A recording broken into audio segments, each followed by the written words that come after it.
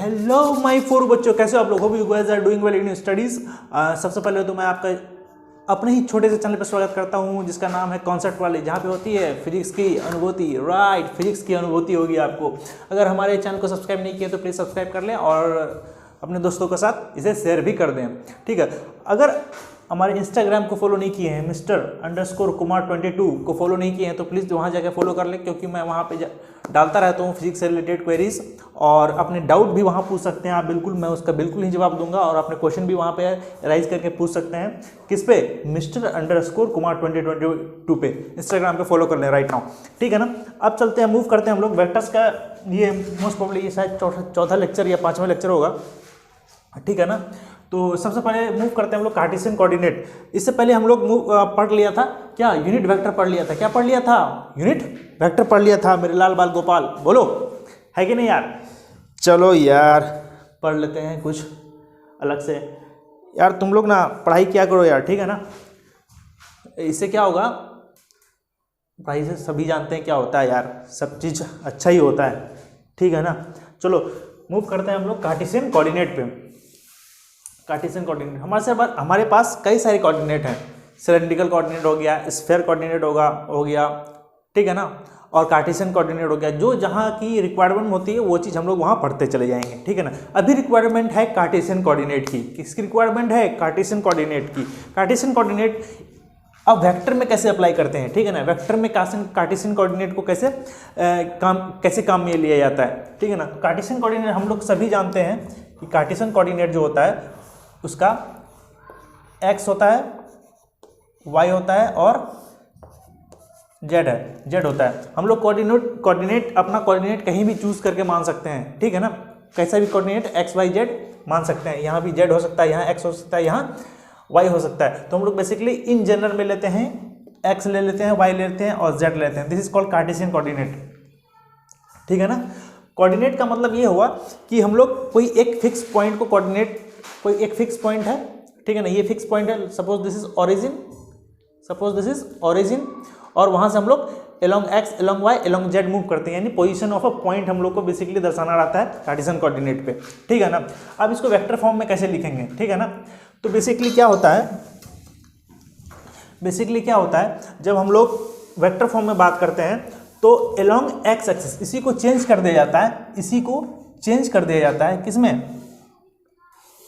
इसी को चेंज कर दिया जाता है वेक्टर फॉर्म में। x को हम लोग i कैप लिख लेते हैं। क्या लिख लेते हैं? x को i कैप लिख लेते हैं, इसको j कैप लिख लेते हैं और इसको k कैप लिख लेते हैं। ये तो क्लियर है ना, x y z। यार x इधर होगा, y इधर होगा और z बोर्ड के परपेंडिकुलर होगा। तो परपेंडिकुलर दर्शा नहीं सकते हैं, इसलिए हम लोग इसको ऐसे दर्शा देते हैं। ठीक है ना, तो ये हो गया वेक्टर फॉर्म में x को i कैप लिखते हैं। अरे यार i कैप क्या है? यूनिट वेक्टर है। i cap is unit vector along x direction. i cap जो है हमारे पास, इसी को दर्शाने का तरीका है, i cap is unit vector along x axis, यानी unit vector along x axis. अब यूनिट वेक्टर क्या होता है? यूनिट वेक्टर हमने पहले ही बताया था, ये सिर्फ डायरेक्शन बतलाता है। क्या बतलाता है? डायरेक्शन को बतलाता है। तो इसका मतलब ये हुआ कि आई कैप जो है वो डायरेक्शन को बतलाएगा। किस डायरेक्शन को बतलाएगा? वो एक्स डायरेक्शन को बतलाएगा। ठीक है ना, उसी तरह जे कैप, क्या? J cap unit vector along Y axis. ठीक है ना, और के कैप हमारे पास सेम वही unit vector along Z axis. ठीक है ना, unit vector along Z axis. कहने का मतलब ये हुआ कि इस कार्टेशियन कोऑर्डिनेट को हमने आई जे के फॉर्म में रिप्लेस कर दिया। ठीक है ना, Cartesian coordinate in vector form, this is the Cartesian coordinate in vector form. ठीक है ना, ये आई कैप क्या हुआ? I cap is a unit vector along X axis. J cap क्या हो गया बोलो? Unit vector along Y axis. K cap क्या हो गया? Unit vector along Z axis. ठीक है ना, अब यूनिट वेक्टर तो पहले ही मालूम है कि वो डायरेक्शन को बतलाता है, बस सिंपली यहाँ पे ये चीज हो गई। यहाँ हमारे पास आई जे के फॉर्म में उसको कार्टेशियन कोऑर्डिनेट को हमने रिप्लेस कर दिया। क्या कर दिया? रिप्लेस कर दिया। This is Cartesian coordinate.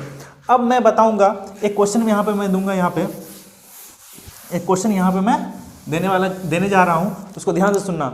Make a vector हमने पहले ही क्या पढ़ा दिया था आपको, यूनिट वेक्टर पढ़ा दिया था ना यार, यूनिट वेक्टर आपको पढ़ा दिया था वहाँ पे। तो यूनिट वेक्टर का काम क्या है, उसका मैग्नीट्यूड तो 1 होता है और बेसिकली वो किसको मदद करता है दर्शाने में, डायरेक्शन को दर्शाने में मदद करता है। इसीलिए यहाँ पे आई वेक्टर का नोमेनक्लेचर है, यहाँ पे आई जे के जो है वो नोमेनक्लेचर लिया गया है, ठीक है ना। यहाँ पे ज़्यादा इसमें दिमाग लगाने की जरूरत नहीं है। आई जे के क्या लिया गया है, नोमेनक्लेचर लिया गया है। आई जो है वो एक्स को रिप्रेजेंट करेगा, जे जो है वाई को रिप्रेजेंट करेगा, के को जेड को रिप्रेजेंट करेगा, डायरेक्शन को बेसिकली, ठीक है ना। अब चलते हैं हम लोग बेसिकली किस पे चलते हैं, एक क्वेश्चन पे। हाँ क्वेश्चन मेक, पहला क्वेश्चन है मेक, लिख लो इसको या फिर ध्यान से उसे सुन के जवाब देना, ठीक है ना। क्वेश्चन ये है form a vector along x axis, form a vector along x axis whose magnitude is 10, find a vector, ध्यान से सुनना, find a vector whose magnitude is 10 along x axis। तो भैया हमने बोला कि मैग्नीट्यूड तो 10 है, सही बात है, लेकिन वेक्टर निकालना है x में, ठीक है ना। सपोज कोई वेक्टर मान लो p मान लिया मैंने, जो निकालना है हमको, ठीक है, p मान लिया कोई वेक्टर, तो उसके पास क्या होगा, मैग्नीट्यूड भी होगा, डायरेक्शन भी होगा, है कि नहीं। जो वी वेक्टर हमको निकालना है, फाइंड क्या पूछा कि फाइंड अ वेक्टर, तो find a vector p q कुछ भी हो सकता है, कोई दिक्कत नहीं है, मैंने p मान लिया, ठीक है। along x direction whose magnitude is 10, magnitude तो पता चल गया, अब डायरेक्शन कैसे निकालें, लेकिन इस क्वेश्चन में दे रखा है कि along x क्या डायरेक्शन होता है, आई कैप, बिल्कुल सही बात। तो इसका मतलब ये 10 आई कैप हो जाएगा ये वेक्टर, ठीक है ना। तो वेक्टर हमारे पास आ गया जिसका मैग्नीट्यूड 10 है और डायरेक्शन क्या है, आई कैप किसको दर्शाता है, x, मतलब x के डायरेक्शन में वो वेक्टर है। एक और क्वेश्चन लिख लो क्लियरिटी के लिए, करते रहो ऐसे 3-4-5 question. Make a vector whose magnitude is 10 along x axis, 5 along y axis, find a vector, तो यहाँ पे सिंपली q कमेंट में करके बताओ यार, whose magnitude 10 along I cap along x direction and 5 of magnitude along y direction। तो ये vector हमारे पास आ गया q वेक्टर। तो हमारे पास देखना यार, यहाँ पे वेक्टर लिखने का तरीका भी सिखा रहा हूँ, 10 I कैप और 10 I + 5j कैप। इसका मतलब ये हुआ कि 10 तो मैग्नीट्यूड है along x डायरेक्शन में और 5 मैग्नीट्यूड है along z डायरेक्शन में, बोलो यार, है कि नहीं। एक और क्वेश्चन आर वेक्टर निकालना है, सपोज आर वेक्टर निकालना है, ये कमेंट में करके बताओगे आप लोग, ये वाला सवाल कमेंट में लिख के बताओगे मुझे कि along find a vector r, suppose that r, कोई वेक्टर फाइंड करना है आर जिसका मैग्नीट्यूड 5 along x डायरेक्शन हो, 5 along x डायरेक्शन हो, 10 along y डायरेक्शन हो, 15 along z डायरेक्शन हो। तो कैसे लिखेंगे उस वेक्टर को, लिख के बताओ कमेंट में, बिल्कुल लिख के बताना है कमेंट में। तो यहाँ से हम लोग वेक्टर लिखने का तरीका भी सीख गए। तो बेसिकली कार्टेशियन कोऑर्डिनेट कुछ नहीं है, कार्टेशियन कोऑर्डिनेट को हम लोग इस फॉर्म में लिख सकते हैं, जिसको कार्टेशियन कोऑर्डिनेट क्या है, ये कोऑर्डिनेट है जो कि किसी भी पॉइंट को हम लोग ओरिजिन से दर्शाते हैं, ठीक है ना। उसका बेसिकली पॉइंट का रिलेटिव पोजीशन दिखाने के लिए, ठीक है ना। अब इसी के बाद चलते हम लोग पोजीशन वेक्टर पे, किस पे चलेंगे, पोजीशन वेक्टर पे, ठीक है ना। कार्टेशियन कोऑर्डिनेट सीख गए, वेक्टर लिखना भी सीख गए along x y and z या फिर i j k के फॉर्म में, बिल्कुल सही बात। चलो बहुत ही बढ़िया, बहुत ही सुंदर। अब चलते हैं हम लोग पोलर वेक्टर पे, कौन सा वेक्टर है भाई, पोजीशन वेक्टर पे। Position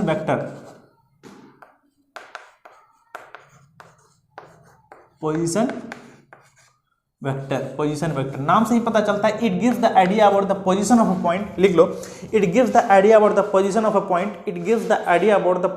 point with respect to origin, ठीक है। पोजीशन वेक्टर मान लेते हैं कोई Cartesian coordinate x y z है मान लो, ठीक है ना, दिस इज x, या फिर इसको i कैप लिख लो सबसे बढ़िया, और j कैप और k कैप। अब हमको position with respect to origin, ये ओरिजिन है भैया, बोलो है कि नहीं, बोलो यार, है ना, कोई बात नहीं, सब बढ़िया। अब यहां से मान लेते हैं कि कोई एक पोजीशन है, मान लो पॉइंट P है, यहाँ पे पॉइंट P है, P है, ये पॉइंट P है। अब इसका लोकेशन फाइंड करना है, किसके रिस्पेक्ट में, ओरिजिन के रिस्पेक्ट में, ठीक है ना। और इसका कोऑर्डिनेट है यहाँ पे, मान लेते हैं x, y, z,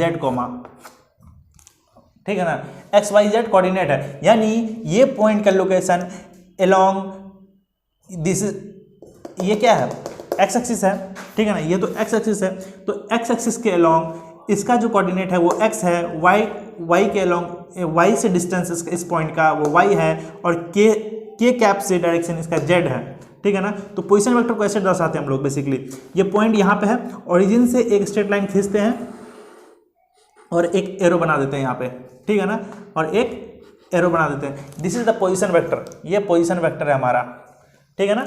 और पोजीशन वेक्टर को हम लोग किससे रिप्लेस करते हैं, आर वेक्टर से रिप्रेजेंट करते हैं, पोजीशन वेक्टर से किससे रिप्रेजेंट करते हैं हम लोग, आर वेक्टर से रिप्रेजेंट करते हैं, ठीक है ना। तो ये पोजीशन वेक्टर से रिप्रेजेंट करते हैं हम लोग, ठीक है ना। ये ओरिजिन है और ये पॉइंट का लोकेशन क्या है, x y z along x y along this Cartesian coordinate, जो कि आई कैप है। आई कैप को हम लोग क्या लिख सकते हैं, एक्स एक्सिस भी लिख सकते हैं, इसको वाई एक्सिस भी लिख सकते हैं, और इसको जेड एक्सिस भी लिख सकते हैं। बोलो लिख सकते हैं कि नहीं लिख सकते यार, है ना, लिख तो सकते हैं ना। तो यहाँ पे हम लोग आर वेक्टर कैसे लिखेंगे, आर वेक्टर कैसे लिखेंगे, देखना, ये एक्स कोऑर्डिनेट है ना, तो एक्स कोऑर्डिनेट से, ठीक है ना, एक्स कोऑर्डिनेट से this is capital X, this is capital Y and this is capital Z, ठीक है ना। तो ये जो एक्स दूरी है, ये पॉइंट जो है यहाँ पे, ये एक्स दूरी वो किससे है, एक्स एक्सिस पे वो एक्स दूरी पे है। ये पॉइंट जो है हमारा, ये पॉइंट जो है हमारा, ये वाला पॉइंट, ये वाला पॉइंट जो हमारा किसके डिस्टेंस है, कहाँ पे है, लोकेशन क्या है इस पॉइंट का, एक्स वाई जेड, यानी एक्स एक्सिस पे एक्स से ये इतना दूरी पे है, ओरिजिन से ये एक्स दूरी पर है, ओरिजिन से ये एक्स दूरी पे है, और ओरिजिन से ये वाई दूरी पे है, ओरिजिन से ये जेड दूरी पे है। बेसिकली ये पॉइंट ऐसा कुछ आ रहा होगा, यानी इस डायरेक्शन में आ रहा होगा। इसको दर्शा नहीं सकते तो हम लोग इसको 2D प्लेन में दर्शाते हैं। फाइन, अब आर वेक्टर को कैसे लिख सकते हैं, देखना, आर वेक्टर लिखने का तरीका देखना, ठीक है।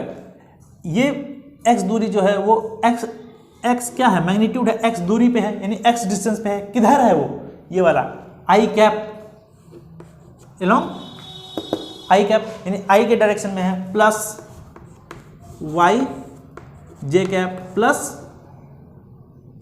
जेड के कैप। यहां से यार हमारे पास आर वेक्टर आ गया, क्या आ गया, आर वेक्टर आ गया, क्या आ गया, आर वेक्टर आ गया। कैसे लिख सकते हैं, क्योंकि एक्स का डिस्टेंस ओरिजिन से एक्स का एलोंग एक्स है ना, अरे यार ये एक्स एक्सिस हो गया ना, तो ये वाला पॉइंट जो है, ये वाला पॉइंट एक्स दूरी पे है, एक्स दूरी पे है, एलोंग आई एलोंग जे एलोंग के कैप, ठीक है ना, समझ में आ रहा है ना बात। चलो अब इसका मैग्नीट्यूड देखो, आर का, आर वेक्टर है हमारे पास, आर का मैग्नीट्यूड देखते हैं। आर का मैग्नीट्यूड कैसे रिप्रेजेंट करते हैं, ऐसे रिप्रेजेंट करते हैं, आर का मैग्नीट्यूड तो इसी तरह से रिप्रेजेंट करते हैं ना, ठीक है, पोजीशन वेक्टर में। अब देखो ये पॉइंट है और ये ओरिजिन है, और डिस्टेंस फॉर्मूला तुम लोग, और ये पॉइंट का क्या है, लोकेशन है कि एक्स दूरी पे, वाई दूरी पे और जेड दूरी पे ये पॉइंट ओरिजिन से है। फाइन, ठीक है ना। अब चलते हैं हम लोग कि इसका जो है डिस्टेंस कैसे निकाला जाए, ये वाला जो है, ये वाला वेक्टर का जो है मैग्नीट्यूड कैसे निकाला जाए। तो मैग्नीट्यूड के लिए कुछ नहीं, डिस्टेंस फार्मूला लगा देते हैं। क्या लगा देते हैं हम लोग, डिस्टेंस फार्मूला लगा देते हैं, यानी x माइनस 0 का होल स्क्वायर। 10th में जरूर पढ़ोगे ये वाला चीज़, डिस्टेंस फार्मूला, ठीक है ना, z माइनस 0 का होल स्क्वायर, ठीक है ना। इसको एक और तरीका से लिख सकते हैं, simply X square plus Y square plus Z square, ठीक है ना। ये आर वेक्टर लिखने का तरीका भी हो गया, मैग्नीट्यूड ऑफ आर लिखने का तरीका भी हो गया। इसका मतलब यहाँ से मैं कह सकता हूँ, कि मैग्नीट्यूड निकालने का ये तरीका भी हो गया एक। यहाँ से मैं कह सकता हूँ कि मैग्नीट्यूड निकालने का एक तरीका भी हो गया यहाँ पे, ठीक है ना। अब मैं मान लूँ कोई एग्जांपल लूँ, आपको एग्जांपल दूँ कि कोई पी वेक्टर है, मान लो 5i plus 6j plus 3k cap, ठीक है ना। अब पी वेक्टर का मुझे क्या निकालना है, मैग्नीट्यूड निकालना है। पी वेक्टर का क्या निकालना है, मैग्नीट्यूड निकालना है। पी वेक्टर का क्या निकालना है, मैग्नीट्यूड निकालना है। सिंपली मैं क्या कर दूंगा, 25 प्लस 36 प्लस 9, क्यों 5 का स्क्वायर 25, 6 का स्क्वायर 36, 3 का स्क्वायर 9, तो हमारे पास क्या आ गया, ये P वेक्टर का मैग्नीट्यूड आ गया। P वेक्टर का क्या आ गया, मैग्नीट्यूड आ गया यहाँ पे। फाइन, समझ में आ रहा है ना दोस्तों? अगर समझ में आ रहा है तो प्लीज़ लाइक शेयर और कमेंट कर दो, प्लीज़ लाइक शेयर और कमेंट कर दो, अपने दोस्तों के साथ शेयर कर दो और लाइक बटन दबाते जाना यार, ठीक है ना। यहाँ से क्या आ गया हमारे पास, P वेक्टर का क्या आ गया, मैग्नीट्यूड आ गया, ठीक है ना। अब हम लोग थोड़ा सा इसमें मॉडिफाई करते हैं और चीज़ों को और बेहतर तरीके से सीखते हैं, ठीक है ना। अब देखो एक और चीज़ बताया था मैं, यूनिट वेक्टर बताया था, यूनिट वेक्टर, ठीक है। ये तो आर वेक्टर है, आर वेक्टर का मैग्नीट्यूड है और आर वेक्टर का क्या है, ये मैग्नीट्यूड है। अगर मुझे कहा जाए कि आर वेक्टर का यूनिट वेक्टर निकालो, आर वेक्टर का यूनिट वेक्टर निकालो, तो ये आर वेक्टर जो है मेरे दोस्त, आर वेक्टर जो है वो आर वेक्टर का किससे बना होगा, मैग्नीट्यूड से, और आर वेक्टर का डायरेक्शन से बना होगा, ठीक है ना। आर वेक्टर का किससे बना होगा, डायरेक्शन से। तो यहाँ से आर वेक्टर का डायरेक्शन क्या हो जाएगा, magnitude of R vector upon mod of R, ठीक है ना। तो यहाँ से हम लोग क्या लिख सकते हैं, आर वेक्टर क्या हो गया, एक्स आर वेक्टर का unit vector, this is direction. Unit vector क्या दर्शाता है, डायरेक्शन। आर वेक्टर का डायरेक्शन फाइंड करने में काम में आता है। तो एक्स आई प्लस वाई जे प्लस जेड के कैप, और इसका मैग्नीट्यूड कितना आ जाएगा, मैग्नीट्यूड तो पहले निकाला हुआ है ना, X square plus Y square plus Z square. This is the direction of this R vector. बोलो ये क्लियर है ना, होप ये क्लियर हो गया होगा। आगे हम लोग मूव करेंगे, that is displacement vector.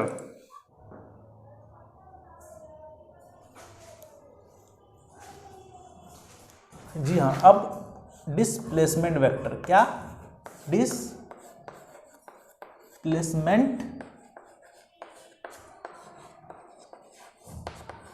Vector. Displacement vector कैसे क्या कहेंगे, कैसे कहेंगे, ठीक है ना। इसको लिख लो, displacement vector, it gives the idea about the motion of a point, it gives the idea about, लिख लो, it gives the idea about, displacement vector gives the idea about a motion of a point or displacement of a point with respect to time, displacement of a point with respect to time। अब देखते हैं कैसे displacement vector कैसे क्या होता है, किसे कहते हैं, अब कैसे समझ में आएगा कैसे डिस्प्लेसमेंट इसका निकाला जाता है। देखो सपोज कि ये एक्स एक्सिस है, ये वाई एक्सिस है और ये जेड एक्सिस है। सपोज कि पहले कोई पॉइंट P1 यहाँ पे था t इक्वल टू 0 पे, ठीक है ना। तो इसका पोजीशन वेक्टर यहाँ से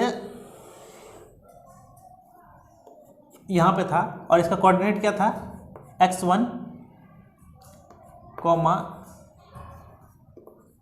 y1 कॉमा z1, ठीक है ना। कि कोई भी पॉइंट यहाँ पे है, ठीक है ना, और ये ओरिजिन हो गया, तो इसका पोजीशन वेक्टर कैसे लिखेंगे, पहले बता दिया था। x1 दूरी पे है, y1 दूरी पे है और z1 दूरी पे है, कहाँ से, ओरिजिन से।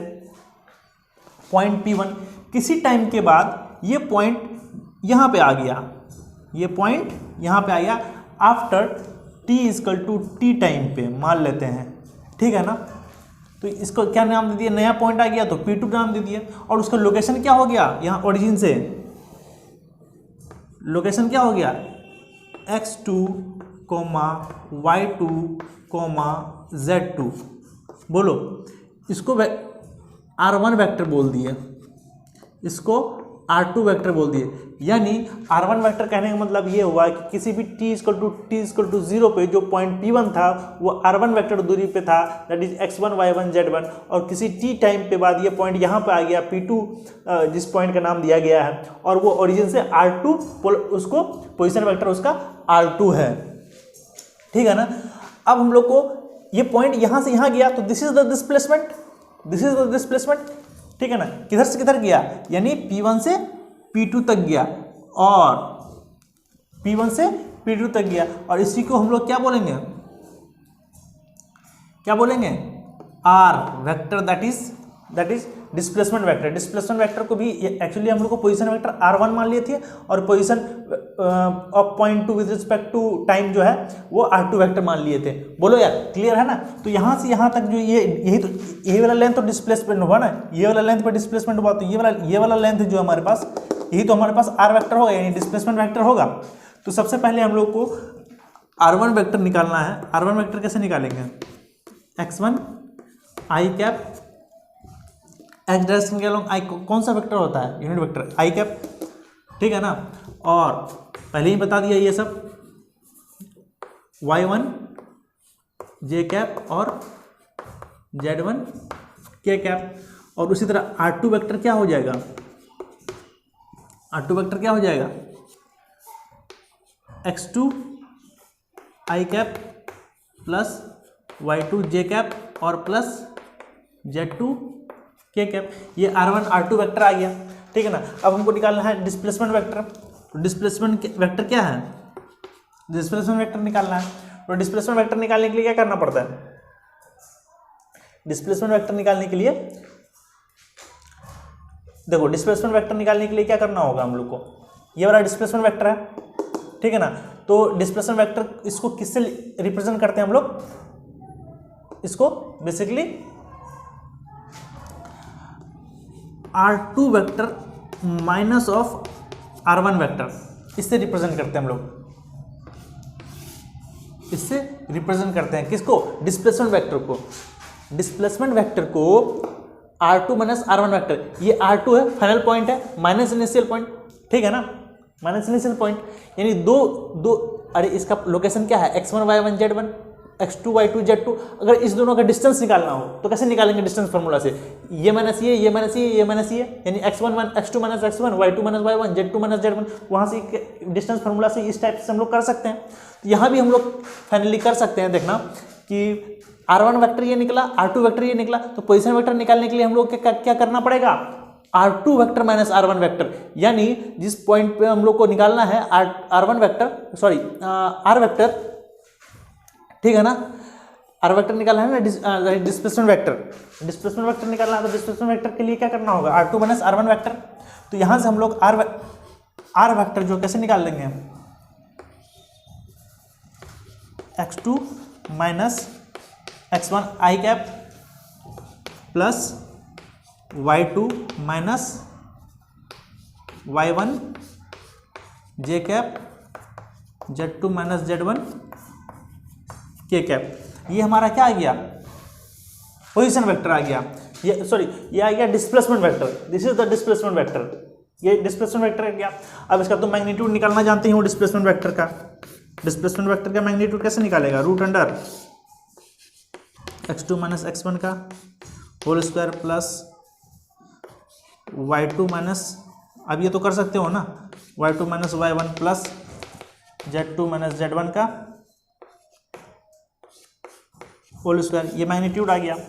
और यही इसी डिस्प्लेसमेंट वेक्टर का अगर तुमको डायरेक्शन निकालना हो, डिस्प्लेसमेंट वेक्टर का डायरेक्शन निकालना हो, तो r vector upon modulus of r vector ये वाला है, इसको उठा के यहाँ रख देना और मॉड को उठा के यहाँ रख देना, तो यानी ये तुम्हारे पास r वेक्टर का डायरेक्शन आ जाएगा, यानी पोजीशन वेक्टर का डिस्प्लेसमेंट वेक्टर का डायरेक्शन आ गया। तो यहाँ से हम लोग क्या सीखा, डिस्प्लेसमेंट वेक्टर कैसे निकालते हैं, कोई एक पॉइंट है और कोई दूसरा पॉइंट T2 पे चला गया, तो यहाँ से R2 माइनस R1 कर देंगे तो हमारे पास क्या आ जाएगा, डिस्प्लेसमेंट वेक्टर आएगा।